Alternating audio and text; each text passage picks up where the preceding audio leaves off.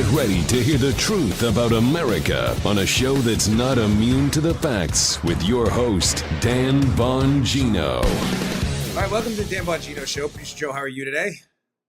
Hey, Dan, I'm hanging in there, brother. Ready to go. I know this is a packed show, so I'm going to shut my mouth and let you roll. I always appreciate your comments. But obviously a rough day yesterday for Catholics. And I mean, just everyone around the world, not just Catholics. The history lost and Notre Dame, the cathedral. My wife and I have been there.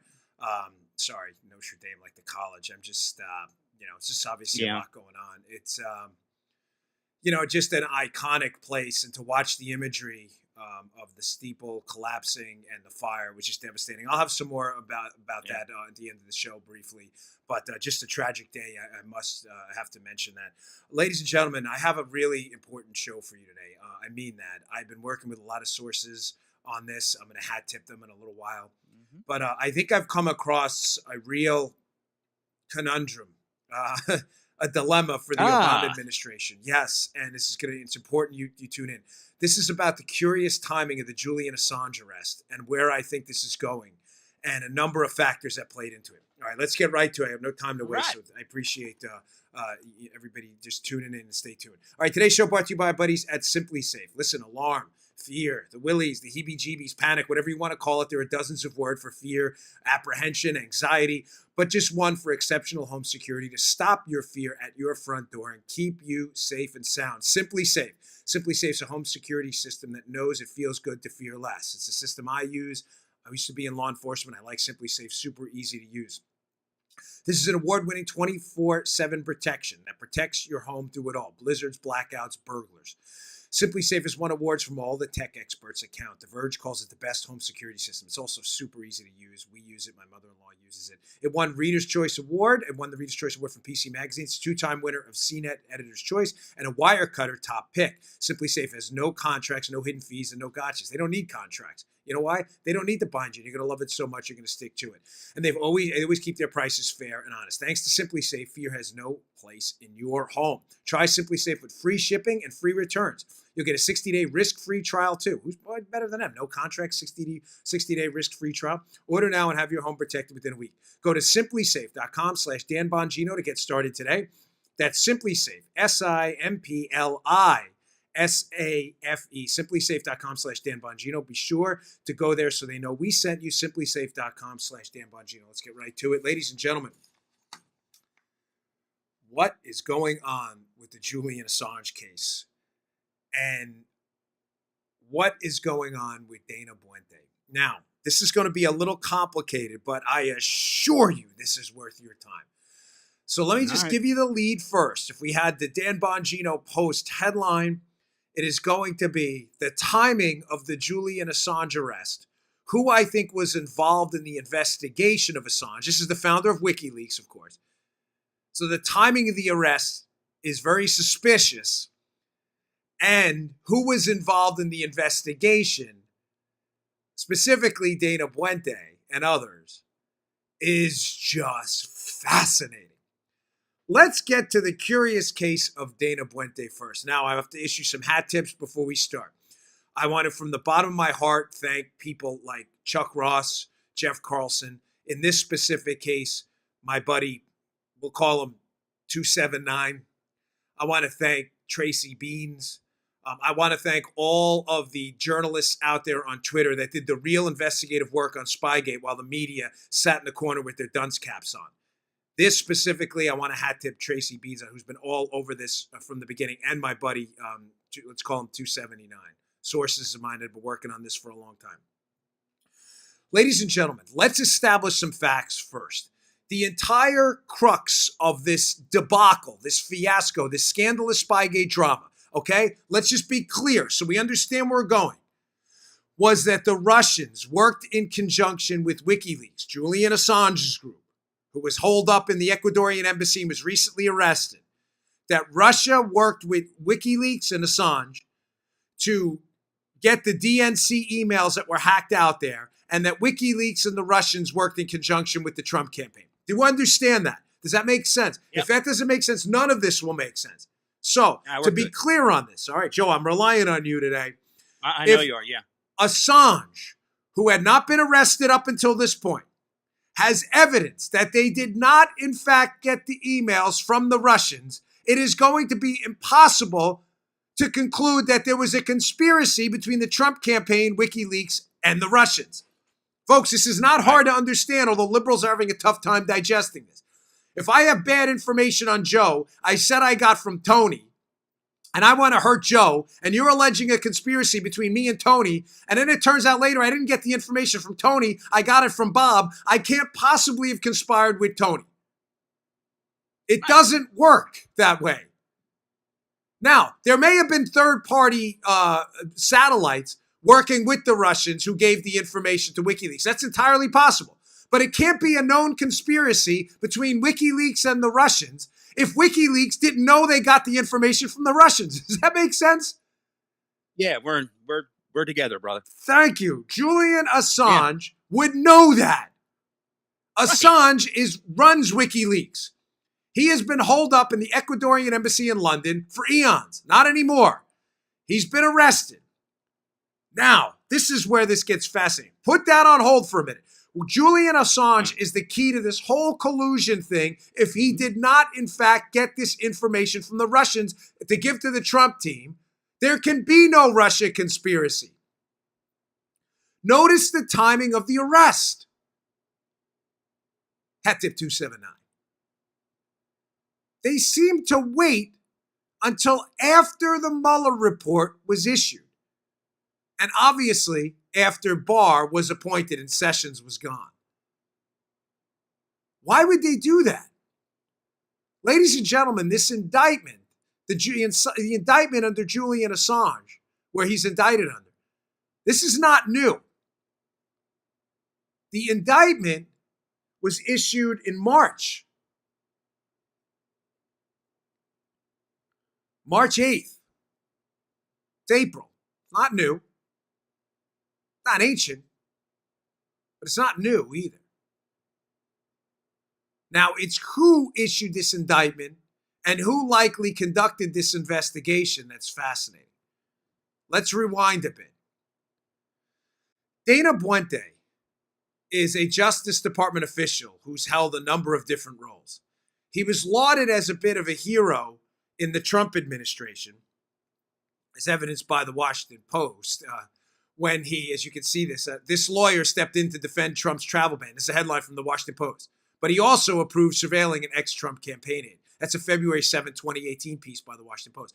Dana Puente, to be clear, is a Justice Department official who's held a number of roles. The U.S. Attorney for the Eastern District of Virginia, a critical place where a lot of terrorists are tried. Also where the Mrs. Clinton case, Hillary Clinton, the email case, had a number of investigations going on. So Puente, when Trump issues the travel ban, Sally Yates, who is the acting DAG at the time, Deputy Attorney General, refuses to enforce it. She gets fired. Dana Puente takes over. He becomes a Trump favorite quickly. We found out later after the Nunes memo that Puente also signed the third FISA application. I promise you this is going to have a connection to Assange in a minute. Just hang in there, folks. Remember, Assange is the key to this whole story. So Puente was a hero of the conservative right until we found out he signed the April the 3rd FISA, the second renewal of the FISA application to spy on the Trump. Then everybody started to question what's going on with Puente. There's a number of pro Dana Puente and anti-Dana Puente people out there. Let me explain a little background on Dana Puente, and let me put out the lead first where I think I'm getting at. I think through a number of different sources that have pipelined me information here, I think there's a distinct possibility that Dana Puente, a lead Justice Department official, may have flipped on the co-conspirators in the Spygate drama, Comey and all the other bad actors, and is now actively involved in the investigation of all of the players who spied on the Trump team. It gets good. I want you to look at this executive order Barack Obama signed just days before Trump takes office. In this executive order, Barack Obama, up on the screen right now. I'll read it to you for the audio, folks. It's on the YouTube channel as well, youtube.com/Dan Bongino. Check it out when you get home if you're listening in your car radio or elsewhere. Barack Obama amends a prior executive order, changing the order of succession in the Department of Justice.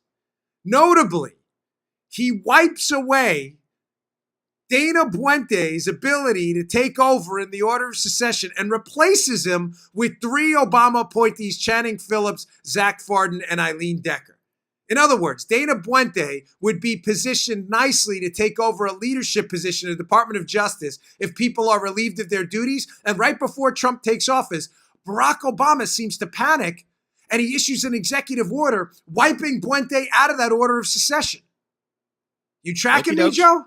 Obama's got a real problem with Dana Puente taking over a leadership position in the DOJ if Trump, when he gets in office in just days, is to fire some of these people. So he changes it so that these 3 people get pushed, his people, into leadership positions, icing Puente out. All right, we're good. We're good. Okay. Now, all right, all cool. Another Washington Post piece about Puente. Remember, we're going to tie Puente to Assange. This is important. Interestingly enough, Washington Post, again, same author, Matt Zapotosky, April 10, 2018. Dana Puente, former top Justice Department official, now at FBI, has been interviewed by Mueller and turned over notes. There's an interesting portion of this piece, though, where they describe why Puente is still around at the FBI and everything. This is fascinating. When Trump gets into office, ladies and gentlemen, he fires 40 plus United States attorneys across the country, which is common. They're political appointees. Trump wants to bring in his own government prosecutors, right? Yeah, I remember that. But 3 people we know of do not get fired. One of them is Dana Puente. The other one is Rod Rosenstein. And the other one is our buddy John Huber, who is now investigating all of this Spygate drama. So just to be clear, Puente gets iced out by Obama on an executive order days before Trump takes the presidency. They want him out of leadership. Puente signs the FISA warrant, the 3rd FISA. You would think, wow, he's got to be an Obama buddy. He signed one of the warrants to spy on Trump. Puente also fights for Trump's travel ban. Trump fires the U.S. attorneys, does not fire Puente. Where does Puente go? Well, where has Puente been? This is why I think this guy has flipped and is now telling the Trump team exactly what he knows about the malfeasance that happened. Or if not the Trump team, because Trump may have been a target of this obstruction probe. At a minimum, he's probably working with Huber right now on this massive spying scandal. What makes me believe that? Dana Puente was also appointed to an interesting position, acting Assistant Attorney General of the National Security Division in April of 2017. He resigned. I'm sure that's when he resigned in April 2017. He was in that position during the Obama administration as well. Ladies and gentlemen, the National Security Division, as I've told you many times at the DOJ, the head of that division, who at the time of the Spygate disaster was no other than John Carlin, Bob Mueller's former chief of staff, is one of the final people to sign off on the FISA application indicating that the information, the dossier, used to spy on Trump was true. Puente was the acting assistant attorney general over there. Was Puente one of the people who had some questions about the, quote, possible bias of sources? Catherine Herridge piece with Greg Reed, Fox News. FBI clashed with DOJ over potential bias of source for surveillance warrant. McCabe and Page texts indicate. This is from the piece. Just 9 days before the FBI applied for a FISA warrant to spy on the Trump, to surveil a top Trump campaign aide, Bureau officials were battling with a senior Justice Department official who had continued concerns about the possible bias of a source pivotal to the application, according to internal text messages obtained by Fox News. Now, they indicate that it may be a different person, but was Puente one of the people in the National Security Division at that time, in the DOJ, who had serious concerns about possible bias? Ladies and gentlemen, this would explain why Puente may feel a little burned that his John Hancock, his signature, went on the third FISA warrant, the second renewal of the FISA warrant, and may be a little furious later on. Joe, if you put your name on a warrant to spy on someone and you were assured by the FBI that your source was legitimate, even though you had concerns about his bias, and they said to you, don't worry, this is all legit, and you signed it anyway, and you're a decent guy, would you be upset later on? I'd be kind of PO'd. You'd be PO'd. Yeah. So would Dana Puente. Yeah. Uh-huh. Is it just slightly possible that Puente, I told you it would be a little complicated, but I promise this is worth your time. Puente signs the April renewal. Remember, there's 4 FISA warrants. What happens in that January to April period of 2017? Papadopoulos is interviewed and Joseph Mifsud is interviewed. Mifsud is the guy who's alleged to have started off this entire scandal by telling Papadopoulos that the Russians have dirt on Hillary. They interviewed Mifsud. If they had information he was a Russian agent, why isn't it included in that April FISA? Was Puente misled? Mifsud's disappeared. No one can find him. If Mifsud is not a Russian agent and did not pass that information to Trump, then the FBI's whole case, along with the WikiLeaks angle that they helped serve as an information conduit, this whole case is a hoax. If Mifsud was working with friendlies to set up Papadopoulos, you're not looking at a Russian collusion scandal. You're looking at a federal entrapment scandal. Yeah. Was Puente lied to when he puts his signature on that FISA warrant? Was Puente furious enough to have turned on these people? Now, here's where this connects to Assange. Remember, Puente's interviewed by Mueller. You can see it in that Washington Post piece. Dana Puente's interviewed by Mueller as part of his investigation. An investigation we are now completely confident, I am, had nothing to do with collusion. Mueller knows from the start that collusion is a hoax. He's not stupid. This is clearly an obstruction of justice investigation meant to do 2 things. As I've insisted from the start, Mueller's investigation is to shut down the Trump team, number 1. To keep the heat on them and keep the heat off Hillary and all the other malfeasance in the DOJ and build political pressure for impeachment.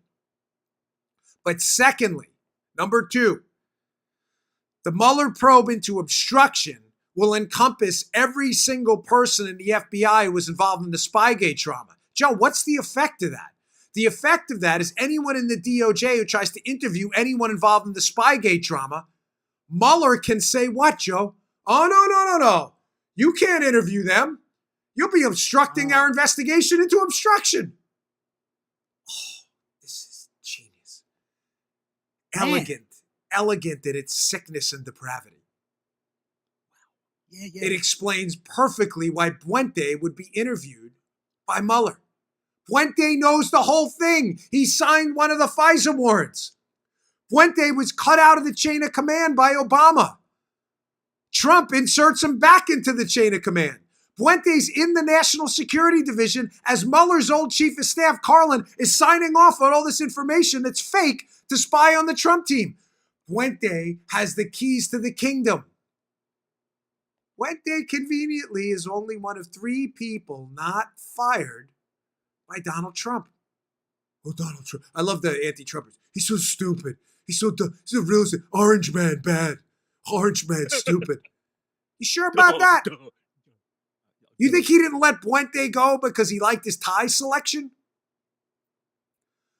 I will posit to you that it is highly likely that there are people within justice in the FBI who are talking right now and who've become integral portions of this investigation. Put it together.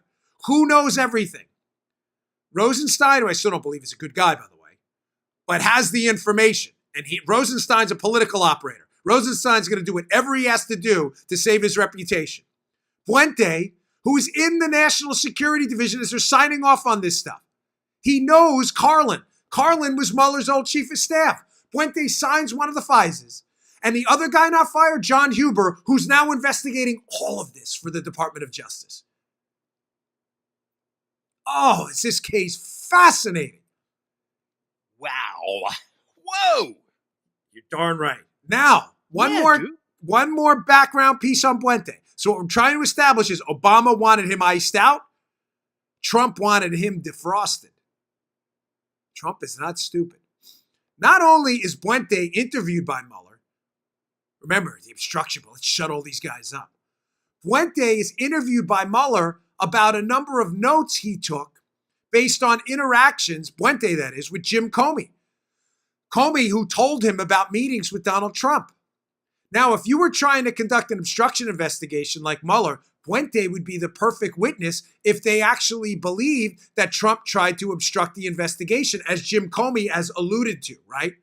In the past. He hasn't directly said it, but has alluded to it. But what if Puente had the exact opposite story? What if Puente's story to Mueller? Oh, is this Mueller report on Thursday gonna be nice? Nice. What if Puente's story, because he talked to Comey, is not that Trump told Comey to obstruct the investigation, but that Trump did nothing of the sort? I spoke to Comey direct. That's not what he told me. We have some of Puente's memos.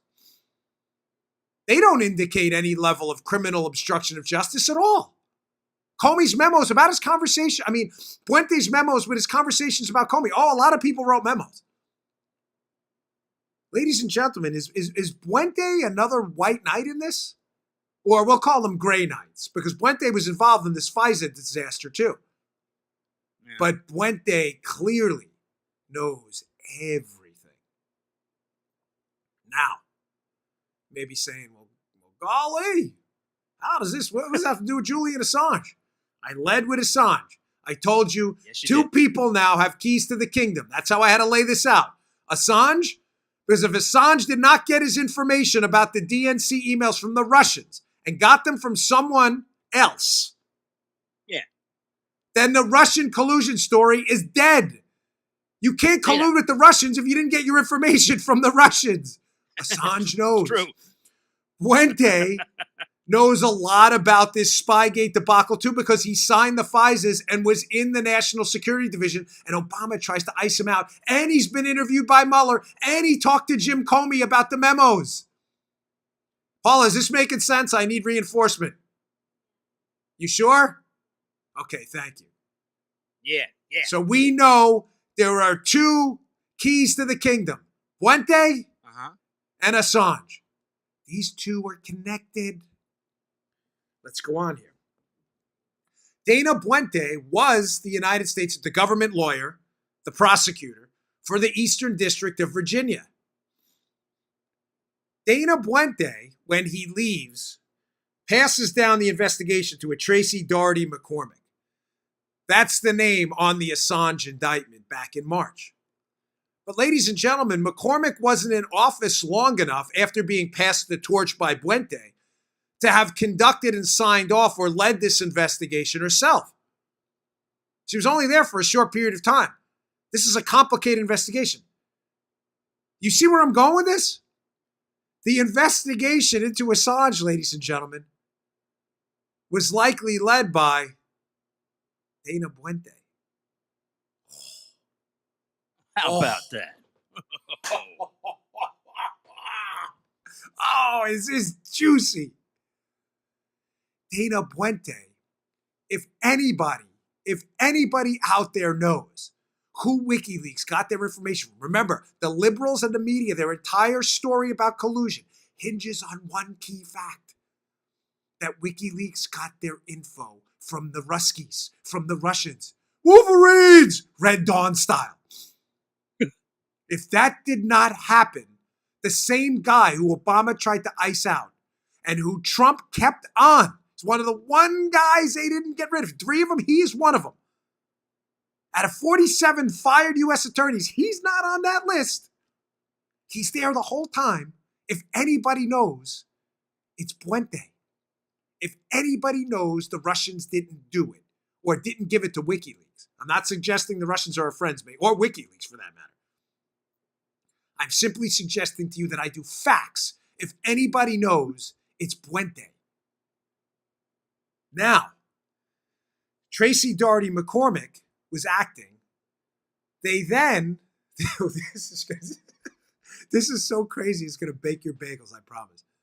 Again, I just want to make sure a heavy hat tip to Tracy Beans and my buddy 279. Because I really, there are people out there doing unbelievable work out there. When Tracy Doherty McCormick, who takes over, signs the indictment to Assange, leaves the position just a little bit later, she's acting in there. An investigation, I believe, was led by Puente's team. Who takes over for her? Zach Terwilliger. You're like, who the heck is that? Might as well have said Inspector Gadget. Who the heck is Zach Terwilliger? Zach Terwilliger is the son of George Terwilliger. Okay. Who the heck is that again? Terwilligers. Who the heck is that? The sequel. Who the heck is that? Part 2. The Flying Terwilligers. I think it's a circus. George Terwilliger, ladies and gentlemen, was the Deputy Attorney General of one William Barr. Yes, you're Attorney General now. Remember, Barr's been the Attorney General twice. The deuce. So the Deputy Attorney General for William Barr and his priors of George Terwilliger, a guy he trusts, a guy in public speeches in that position, talking about the Deputy Attorney General, Barr has acknowledged how important that position is. He appoints his son, or his son gets appointed, George Terwilliger, to that position in the Eastern District of Virginia, where they're looking into the whole Assange case. Folks, who else did Terwilliger work for? Zach Terwilliger, who's running the Eastern District that's prosecuting Assange now, has the indictment out. He worked for Chuck Grassley at one point. Why is that important and significant? Senator Grassley, for anyone who's been a federal agent, me included, I was a Secret Service agent.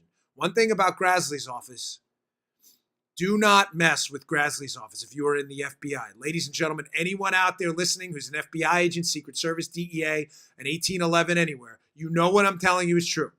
Grassley has exactly 0 tolerance for law enforcement malfeasance. He has had a reputation for decades for just destroying people up on the Hill from the FBI and elsewhere if you come up there with your facts out of order. Awfully convenient that Terwilliger worked up there for Grassley. His dad worked for Barr. Terwilliger's now running this office with this key investigation about Assange that had to be run by Puente before, who's one of the few U.S. attorneys Trump didn't fire, and who knows all of this. Now, let me tie this up for you, because this is going to get even better. As 27.9 will say, you know, when you're doing a federal or a local investigation, you wait for the bad guy to commit the crime before you arrest him, right, Joe? I'm watching you on surveillance rob a bank. I have to see you coming out with the money. You know? Yeah. Now, you don't let people commit like a violent crime in front of you. But if you have a source and you have a guy on tape and he's getting ready to make the drug deal, you wait for the pass. The pass, meaning the drugs get passed from me to you. You've seen it on TV. Police move it. Police, don't move. The informant, pretends he's getting arrested too. You know how it is. Why did they wait to arrest Assange until after Mueller's report was issued? Ladies and gentlemen, Is there an investigation going on behind the scenes, or at minimum a fact-finding mission, we'll call it, about what the hell Mueller's been doing the whole time? In other words, I know this is a bit confusing. Don't worry, I'll tie it up for you. Mm-hmm. Were they waiting for Mueller to put in his report a bunch of stuff about WikiLeaks colluding with the Russians, knowing the entire time that they didn't get the information from the Russians? Wouldn't that Could be it nice be? to get? Wouldn't that be great to get that in writing by Mueller, knowing the whole time the story is a big nothing burger? The worm seems like it's turning. Yes, it does. Does it ever? Oh, Or ever. Alternate explanation. It would explain why Mueller wrapped up his investigation, and Andy Weissman is his lead bulldog, who's a key player in this whole thing, because Weissman knows the dossier is politically funded when Mueller hires him, so he knows collusion's a hoax. Weissman quits all of a sudden. At the end, he's gone. All of a sudden, the Mueller investigation wraps up. Wouldn't it be nice if Bill Barr, who's now the Attorney General, who's probably seen Puente's information, probably has a decent tip that the WikiLeaks Russia connection is tenuous, if not non-existent, goes up to Mueller and says, you realize your whole case is based on this, right? The collusion that you've been supposedly investigating for 675 days. When exactly did you find that out? Hence the delivery of the Mueller report. Or are they waiting for Mueller to put it down in writing to point out later, hey, Bob, you sure about this? Folks, this case is... My wife worries sometimes. I always like to give you behind the scenes. It's a candid show. It's not scripted. There is zero teleprompter. One of these days, I'll show you my studio in the camera. There is no teleprompter here at all. None. I have my notebook, and that's it. And I only look down occasionally to prompt myself to be reminded about things. All right. Let me just move on, because I'll go on all day, and my wife will get upset. All right. Today, seriously. Because I get off on these side notes and tangents. I got one more thing to tie up, and I'm going to wrap it up. All right, today's show also brought to you by buddies at Stamps.com. Listen, who has time to go to the post office? You're busy. You've got time for all that traffic, parking hassles, lugging all of your mail and packages. It's a real hassle. We love Stamps.com. We use it in our house. We wouldn't be able to do it anyway. We just don't have time. It makes everything so easy. Stamps.com. That's why you need Stamps.com, one of the most popular time-saving tools for small businesses. Stamps.com eliminates trips to the post office and saves you money with discounts that you can't even get at the post office. Stamps.com brings you all the amazing services of the U.S. Post Office right to your computer. Whether you're a small office sending invoices, an online seller shipping out products, or even a warehouse sending thousands of packages a day, Stamps.com can handle all of it with ease. Super easy to use. Simply use your computer to print official U.S. postage 24/7 for any letter, any package, any class of mail, anywhere you want to send it. Once your mail is ready, just hand it over to your mail carrier or drop it in a mailbox. It is that simple. With Stamps.com, you get 5 cents off every first-class stamp and up to 40% off priority mail. That savings adds up. Not to mention, it's a fraction of the cost of those expensive postage meters. Stamps.com is a no-brainer, saving you time and money. It's no wonder over 700,000 small businesses already use Stamps.com. Right now, my listeners get a special offer. Get a load of this. It includes a 4-week trial plus free postage and a digital scale without any long-term commitment. Just go to Stamps.com, click on the microphone at the top of the page, is important, and type in Dan. There's a microphone at the top of the page at Stamps.com. Click on it, type in Dan. That's Stamps.com, enter Dan, and you'll get those special offers. Stamps.com, click on the microphone at the top of the page, enter Dan for those special offers. Okay, let's see. I'm just trying to keep everything straight, folks. I'm sorry. One last thing on this case. So John Huber's the U.S. attorney out there supposedly investigating all of this. It's also pretty fascinating that John Huber is appointed right around in June when I talk about all this Civil War stuff, as Mueller gets wind, that June-July period, likely gets wind of the fact that these FBI techs have been exposed, which will blow up this whole case, indicating that they were spying on the Trump team with very little information at best. Remember, it's Peter Strzok himself, the lead investigator, who says there's no there there. So Huber's appointed right around that time, and Huber's one of the 3 that are not fired by Trump. Folks, this case is going to get really interesting really fast. Remember, Assange has this information. Assange has been out there for a very long time. There are indications that critical players involved with some of the conspirators in this Spygate drama, who have acted as sources and lawyers for sources, have met with Assange. Assange knows something. There's no doubt about that. The question to come out now, from this point on, I'm going to leave you with a couple open questions, because I don't want to suggest this is all tied up in a neat little bow and a ribbon. Who was Assange getting his information from? If we can confirm this was not, in fact, the Russians, this is going to be devastating. How early on did key players at the FBI know about Assange's information? In other words, if he didn't get it from the Russians, and there's still not any really hard evidence about the Russian hack of the DNC, how much of that got its way, meandered its way around the FBI? And if it did, why did they still investigate a case of Russians hacking the DNC? It would make sense then why the FBI wouldn't demand the computers from the DNC and would allow CrowdStrike, a non-law enforcement entity, to do it. Folks, this thing's about to blow wide open.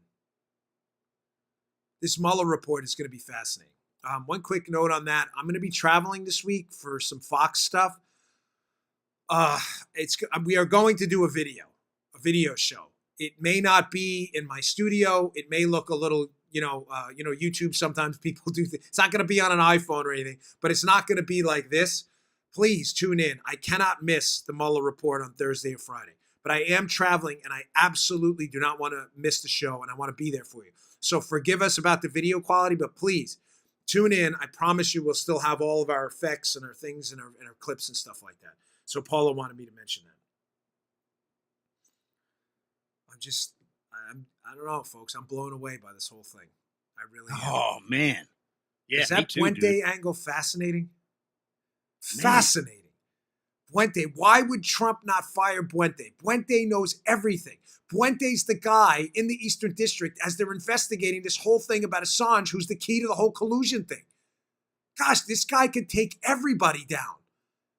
Is he working with with the Trump thing? This is fascinating. With Huber? Fascinating. What do they know about Assange? All right, let's move on. All right, today's show also brought to you by our buddies at iTarget. This is the finest system out there for improving your marksmanship. We know two things matter with a firearm owner, right? You have to be safe, but you have to be accurate. God forbid you're put in a situation defending your life or the lives of your family. You must be accurate. You must improve your accuracy. How do you do that? Well, you can go to the range, and you should, but the range takes a lot of time. You're not going to be able to get there every day if you live a busy life. I have the solution for you here. It is the iTarget Pro system. The website is like the letter I, targetpro.com, itargetpro.com. And what is it? They will send you a laser round. Yes, a laser round. You will insert in a firearm you have now. 9mm, 40 caliber, 38, doesn't really make a difference. They have them for all these models. And when you depress the trigger on that safely unloaded weapon with the laser round, they will send you a target, and it will emit a laser onto that target.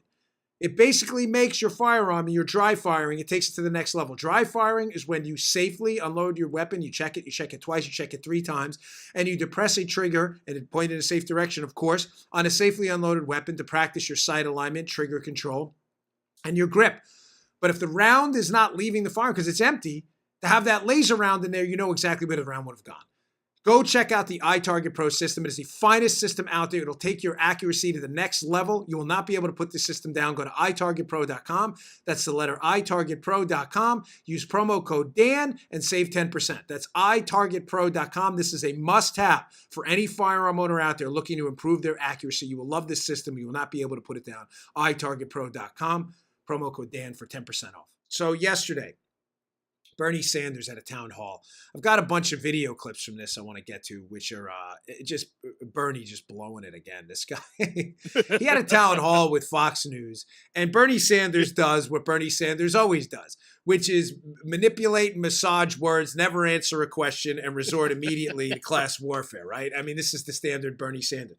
So I have about 3 clips of Bernie, and we have a little guest appearance by Cardi B, too. Cardi B, the rapper? Oh, yeah, believe me, this is going to be interesting. But I'm going to highlight through these series of clips how Bernie Sanders lives in a complete intellectual vacuum, all right? Let's play clip number 1. This is Bernie Sanders arguing that you're going to pay more in taxes, but watch how he just conveniently deflects from the real problem with his dopey answer. Play that cut. We are saying to that family of 4, you ain't going to pay that $28,000. You're not paying any more premiums. You're not paying any more co-payments. You're not paying any more deductibles. How's that? $28,000 you're not paying. But does that mean you're not going to pay something? Of course it does. You're going to pay more in taxes. And do members of Congress who now have gold-plated health insurance? No, we don't. Well, they have a special plan that's outside Obamacare. A different plan. Do members of Congress, are they going to do that transition as well? Damn right. Of course. Of course. Why would you suggest otherwise? Okay. Interesting how Bernie answers this question. Yeah. He's suggesting that you're paying upwards of $28,000 a year in your health care, which is actually an absurd number. I don't know where he's getting that from. It's an extraordinary number. I mean, there may be people who are very sick, and that may, but going by an average on that case is ridiculous. You probably want to go with a more accurate measure of central tendency, like a median or a mode. Think about why, Joe. If you're a generally healthy guy and your neighbor has stage 4 cancer, renal failure, liver problems, and it has a brain aneurysm, comparing you to him and averaging him out is absurd. His medical bills are $2 million a year. Yours are $5,000. The average is $1 million. No, it's not. So Bernie, it's interesting how they use measures of central tendency when he thinks it advances his argument. You guys are paying $28,000 a year. You're not going to pay that. You're just going to pay more in taxes. Okay, you're not paying that, most of you. That's not true. Sick people may be paying that. But then he says you're going to pay more in taxes. But that's not a question of, there are 2 types of questions, right? There are like binary yes or no choices, and then there are questions with the answers hinge on the margin. In other words, like nobody asks you in the winter, heat, yes or no? You're like, of course, you idiot, it's cold. They ask you how much. Do you want it at 68, 70, 71? In other words, the margin matters. The degree. What degree of heat? What I'm trying to get at is here, Bernie, notice how liberals strategically answer questions. You're going to pay more in taxes. Yes, Bernie, the degree of more matters. What do you mean, 1% more? Or do you mean 100% more? Because the answer is to pay for and finance Bernie Sanders' own tax plan. Independent analysts looking at this have said your tax rates are going to double. Imagine what you're paying now, times that by 2. And even then you're lucky to get a doctor's appointment because doctors and hospitals are going to have to take a 40% pay cut under Bernie Sanders' plan, which means many of them are going to leave the industry and you are going to have to get in line as the supply of doctors and hospitals decrease. Folks, I thought Brett and Martha did a decent job on that. But when you're arguing with your leftist friends, by the way, about this, well, you're going to pay more in taxes. Yes, how much? It's not a binary question, more or less. The question is, what is the more or what is the less? The degree matters. The margins matter. Notice how he skips over that. Instead of giving him an appropriate answer, you will wait in line because 40% pay cuts will be coming for doctors and hospitals who will leave the business. And you will pay double what you're paying in taxes now to wait in that line. The details matter, ladies and gentlemen. But Bernie's very slick at avoiding the details. Now, showing you the intellectual vacuum Bernie lives in and how some of his supporters don't seem to understand. Joe, you get what I'm saying? The difference between yes or no binary questions and on the margin, sure. The degree? Yeah, sure. Keep the heat example in your head. It's not yes or no. Right. The answer is, of course, heat. How much matters? How much in taxes? Not taxes, yes or no. It'll pay more in taxes. Yeah, how much, Bernie? His supporters always leave that out, and they don't seem to understand this. This is a fascinating little clip I put together here. Well, Joe did, and Paula, thank you, of Cardi B. She's a performer and entertainer who's had some issues of her own recently, by the way. Here's the first cut, which Joe had to edit heavily due to some cussing. Don't worry, it's family-friendly clip. Joe edited it out. But if you have kids in the car and you don't want bleeps either, then you may want to hit the 15-second advance button. This is Cardi B complaining about her tax rate. All right, so the government is taking 40% of my taxes. And Uncle Sam, I want to know what you're doing with my tax money, because you know what I'm saying? Like, when you donate to a kid from a foreign country, they give you updates of what they're doing with your donation. I want to know what you're doing with my tax money, because I'm from New York and the streets is always dirty. We was voted the dirtiest city in America. What is y'all doing? There's still rats on the damn trains. I know y'all not spending it in no damn prison, because y'all be giving like 2 underwears, 1 jumpsuit for like 5 months. So what is y'all doing with my money? What is y'all doing with my money? I want to know. I want receipts. I want everything. I want to know what y'all doing with my money. What is y'all doing with my money?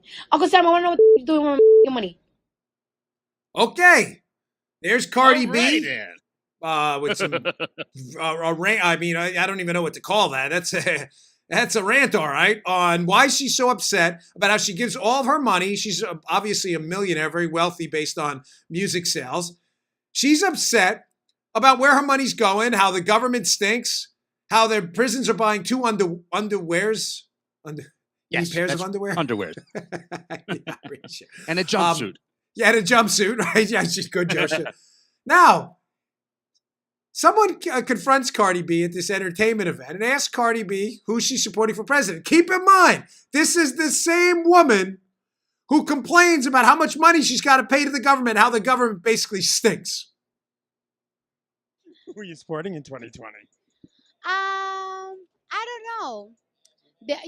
I'm going to always go with Bernie. Yeah. Why? Because this is the thing, right? Bernie don't say things to be cool. Like, there's pictures of him being an activist from a very, very, very long time. Hey, Mom! The meatloaf! This is great. Yes, he was an activist from those photos when he was a communist activist. Communist who confiscate all of your wealth. All of it. All of your wealth, Cardi. Oh my gosh. Ladies and gentlemen, I tell you all the time, I wake up every morning thinking to myself, thank the Lord Almighty that I am not, in fact, a liberal. They live in an intellectual vacuum. I'm tired of paying my bleep taxes because the government bleep. Who are you supporting? I'm supporting Bernie. Bernie, who wants to literally double your taxes and then some. Folks, this is an epidemic on the left of intellectual dishonesty. I have a Wall Street Journal piece about this, just to kind of throw in before I get back to Bernie cuts. Wall Street Journal has a fascinating piece up today about this very topic, how liberals are constantly living in an intellectual vacuum. It's called Sanders and Trump in the Midwest, again by James Freeman, who I really enjoy his work in the op-ed column of the Wall Street Journal. There's an interesting snippet in James Freeman's piece where he talks about how people just don't do any homework on this tax law at all, and that large swaths of people who, in fact, mathematically got a tax cut. It is a mathematical certainty they got a tax cut. How in the snippet, that large swaths of people don't believe they got a tax cut, even though they did. Here it is. Examining the JCT data that studied the tax bill, Joe. Scott Eastman at the Tax Foundation writes, in 2019, the Trump tax law will reduce aggregate tax liabilities across all income groups by an estimated $259 billion relative to the prior law. For example, the group of taxpayers making $30,000 to $40,000 in 2019 will pay an estimated $5.4 billion less. That's a 13.5% reduction compared to the prior law. These statistics don't even measure the benefits in job and wage gains resulting from the corporate income tax cut, which triggered a spike in business investment. How are people making $30,000 to $40,000 a year, Joe, getting that big of a tax cut? That's not possible. Bernie Sanders and others told us it was a tax cut for the rich. Not if you do homework, it isn't. Oh. If you do homework, you understand that is not in fact true. You have Alyssa Milano tweeting out, tax refunds are down. Yeah, no kidding, Alyssa, because you paid less money to the government. My gosh, you put that in Can we hit a double Muttley on this one? You know what? One more. Alyssa gets the triple Muttley. That's a unique honor. The quadruple Muttley is only held for really rare, unique moments. But you hit the quadruple Muttley. You must really be upset at Alyssa. Alyssa Milano got the quadruple. That's Joe's judgment. I was going to give her the triple Muttley. Joe went with the quadruple. You're getting less money back because you paid less money. You got a tax cut. Gosh, what must it be like every day to be a liberal like Cardi B and Alyssa Milano and not understand basic math? Or to be Bernie Sanders, the taxes are going to go up. Yeah, Bernie, how much kind of matters? What do you mean, $5 or $5 million? How much exactly are our taxes going to go up? We're going to put on the heat. Yeah, how much? We're going to put the heat at 275. Hey, I'm good. That's called an oven. I'll stay in the 70. But thank you. Oh. All right. Let's get back to Bernie because I hear my wife out there. Move along. We got videos to get to. Here's Bernie. Now, Bernie's a millionaire. We now know that. We'll get to that in a second, too. But here's Brett and Martha on the stage there at his town hall asking Bernie about the tax rate as a millionaire who he claims to despise. Billionaires. He doesn't like them. Here's them asking him about his own tax rate. Your taxes do show that you're a millionaire. You did make $1 million in 2016, 2017. You're right, the 561 in 2018. But your marginal tax rate was 26% because of President Trump's tax cuts. So why not say, I'm leading this revolution. I'm not going to take those. Come on, we're doing. I paid the taxes that I owe. And by the way, why don't you got Donald Trump up here and ask him how much he pays in taxes? We will. Yeah, well, I am eagerly awaiting your doing that. Well, we'd love to have you. We would love to have that question. Get him up We there. absolutely And will. the president, I guess the president watches your network a little bit, right? Hey, President Trump, my wife and I just released 10 years. Please do the same. Let the American people know how much we owe. All right. But just to wrap that up, you do spend a lot of time vilifying millionaires. No, I don't vilify.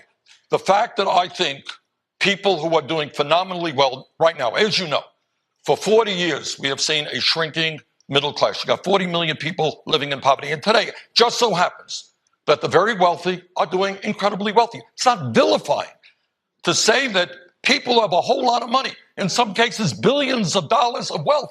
They should pay their fair share of taxes. Right. Well, that's not vilifying. Last question on this. A lot of millionaires and billionaires give a ton to charity. You gave 3.4%. Yeah. My wife and I do give money to charity. All right. And we're proud to do what we did. There are others. You're quite right. There are people. Gates Foundation do a phenomenal job. We do what we do. All right. This guy's great. Dude. You almost have to admire the guy's temerity here. I mean, you want to talk about cojones. This guy's incredible. He's a multi-millionaire at this point. He's made millions, this guy, Bernie, right? Brett and Martha asked him a very sensible question. You're running on a position suggesting, he even said it in a clip, that millionaires and billionaires should pay more money, of which, folks, this is just logic here. You are one. You are a millionaire. Yet, when your taxes were cut pursuant to a tax law by President Trump, signed by President, you objected to, you did not pay more. You took that rate happily and paid it. Notice the deflection. He then goes right to, well, ask President Trump what he paid. That's not the point. President Trump, me, Joe, Paula, and every conservative, libertarian, even a lot of moderate Democrats out there are arguing for lower taxes. We're not hypocrites. I don't want you to pay higher taxes because I don't want to pay them either because they stink. Because the government's wasting your money like Cardi B suggested. There's no well, ask Trump what he paid. I hope as little as possible. I hope Trump goes up there and says, I paid 10%. That would be terrific. As long as he didn't break the law And the tax law allows him to do that pursuant to investment, whatever losses he may have had to take, depreciation schedules, whatever it may be. The lowest, what tax rate do I want to pay? The lowest amount possible. And I can assure you, President Trump feels the same way. Please point out the hypocrisy there. Trump's not arguing for higher taxes. You are. What a stupid answer. Why do you pay the lower tax rates if you're telling everybody those are bad? Those tax rates, bad. Orange man, bad. Prior tax rates, higher, good. Bernie, do you pay them? No, I don't pay those. Well, why not? Well, ask Trump. We're not asking Trump. We're asking you. You're the one arguing for higher tax rates. Notice again, slip number one. This is when I say slip, I mean a boxing slip. Jab, you want to duck under. Yeah. Slip number one, he doesn't answer the question. He goes right to ask Trump. I don't care. I don't care about Trump's answer. It's perfectly aligned with his tax cuts. He doesn't want to pay taxes at that high rate. Neither do I. There's no issue there. That's deflection number one. You got to go ask Trump. Deflection number two, he goes back to his argument about making it a binary thing rather than a marginal question. When he says millionaires and billionaires should pay their fair share. Bernie, no kidding. What's the degree of the fair share? It's not heat or no heat, fair share or no fair share. It's what does fair share and heat in the winter mean? Does it mean 70 or does it mean 500 degrees so you burn your house down? The degree matters. Do you understand that? He will never nail it down because Bernie Sanders' fair share is everything because he's a socialist at heart. But he will never tell you that. Ever. He ducks the question when it comes to you specifically all the time. This guy is a phenomenal fraud. Okay, last video from this. Actually, we got two more. Okay, this is Bernie being asked about his book sales, which generated him a lot of money and made him a millionaire. His answer is fascinating. But I just want to back on the taxes briefly. When you wrote the book and you made the money, yeah, isn't that the definition of capitalism, the American dream? No. I mean, what we want is a country where everybody has opportunity. I have a college degree. Like, I'm a United States Senator. But a lot of people don't have a college degree. A lot of people are not United States Senators. I want everybody in this country to be able to have health care, to have education, to when they turn on the water, have drinkable water, not toxic water. So what we are fighting for, Brett, is a society not where just a few people can make a whole lot of money, but a society where everybody in this country has the opportunity to live in security and dignity. All right. Okay. That one gets the gold medal of stupid answers in the town hall, which I thought. So let's be clear on this.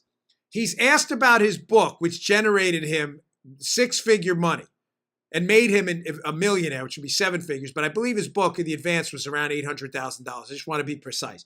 Regardless, he made $1 million. That plus his Senate salary and whatever else he was doing. He's asked if that's capitalism. And he just lies and says no. So let's define capitalism because liberals clearly don't know what capitalism is. Capitalism is the ability to own private property. In socialism and communism, everything is owned by the collective. In other words, owned by nobody, which is why it all gets destroyed. Now, you may say, well, how is generating money from a book sales evidence of capitalism? Because, Joe, if that book was written in a socialist country, the license on that book, the publisher's license, the trademarks, all of the copyrighted material in there would not be owned by Bernie. A copyright, Joe, is otherwise known as property. It may not be tangible property. It's called intellectual property, the same intellectual vacuum the liberals live in right now. So is a six-figure advance on a book sale capitalism? Yes, by any measure. If you know what capitalism is, which Bernie either doesn't or is lying about, I will defer to the latter. Second, So the first tenet of capitalism, the ability to own private property. What's the second tenet of capitalism? A price system, not a rationing system. There are no prices per se in communism and socialism. Things aren't priced. The market doesn't work because there is no market to drive up prices, from each according to abilities to each according to their needs. Collectives work on farms to produce food that's not priced. It's distributed according to your needs. Is a book, Joe, not a trick question. Is a book priced or is it rationed on Amazon? Well, I would on Amazon. The book is hard. It's priced on Amazon. Thank you, Joe. It's priced. So Bernie book. Sanders again lying to you about what capitalism and his book sales are. He did not ration his books. He did not give them away to the collective for free. He didn't go out to a farm collective somewhere and distribute them randomly to people and say, "Hey, these are my great ideas. Go hear them." The third tenet of capitalism, the ability to trade your labor for a wage. You are not given wages in socialism. From each according to their abilities. You work on the farm, you work in the factory, you were then supposedly fed by the collective according to your abilities and needs. Well, Bernie Sanders says in that clip, look at my abilities. I went to college. I'm a U.S. Senator. Okay, notice what he didn't say in there. He didn't say, I was an author or an English major.